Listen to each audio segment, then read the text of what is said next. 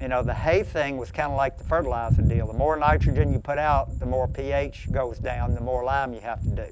The better hay producer you are, the more tonnage you take off, the more nutrients you take out of the ground. You're mining the soil. So it's that vicious cycle. You do 50 bales, you take out X amount of fertilizer. If you do 100, you take out twice as much nutrients that you either got to replace with synthetic fertilizer or chicken litter or something.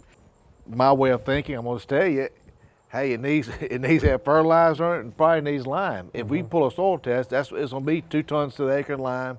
It's going to tell you. Ain't no question. I know that. Everybody's that way. Yeah. Though. If it's a field and it's got good grass in there, I'll cut it. And it might not be that good grass, but I'm going to cut it and roll it up. And we'll usually feed probably mid-November we'll count the second week of November and we'll count the second week of March, and that's what we plan on feeding. And that's traditional. I don't know the scientific end of it, where you're killing like your microbes off, or you're killing your soil life out of it. I didn't know that. I'm just saying,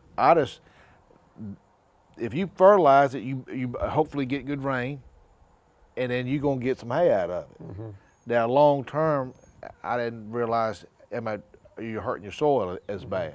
You know, I didn't know. I'm just saying. Right. Wait, I'm none of us I'm did. learning. I'm listening Yeah, and saying I'm getting information here. You know.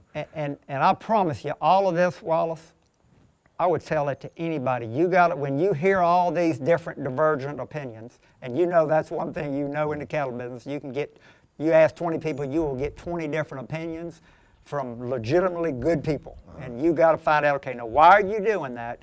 And if they can't tell you why they're doing it that makes sense to you, then you need to put a big question mark up. And it can be as simple as people say, well, man, I like to cut hay. I need to cut hay. I can't buy hay. And all those are valid. But I would tell you, I would say, how many times you cut hay? Or, well, if the year's good, we'll cut 3, but certainly 2. And what I'll tell you, to me, would be a no-brainer. Take that, to get started down this thought process, take that first cutting of hay, or even second, but don't make the third cutting. Don't take that third cutting, let it grow. You know, you're not cutting it, hauling it back to the barn, and then having to haul it back out in January, you know, in 30 degrees and rain.